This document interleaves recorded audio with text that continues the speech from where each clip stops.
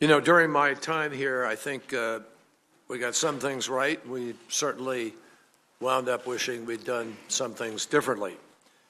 But I think most of us would agree, and I saw it during both parties' chairmanships, including the years that Senator Lugar and I were here, that this committee works best and makes the greatest contribution to our foreign policy in our country when it addresses the most important issues in a strong, bipartisan fashion.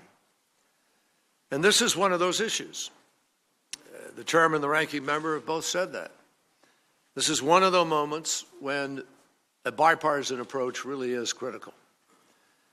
As you know, the President is committed to engaging with the committee and all of your colleagues in the House and Senate regarding a new authorization for use of military force, as we call it in short, the AUMF, specifically against the terrorist group known as ISIL, though in the region it is called Daesh, and specifically because they believe very deeply it is not a state and it does not represent Islam.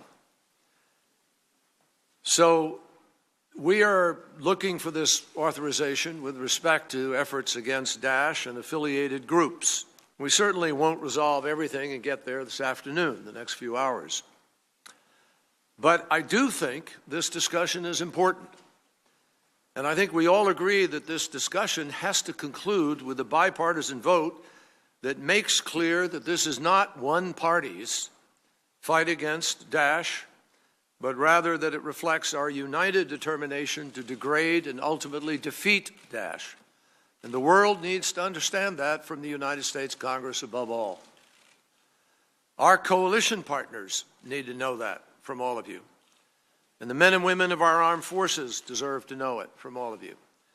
And Daesh's cadre of killers and rapists and bigots need to absolutely understand it clearly. That's why this matters.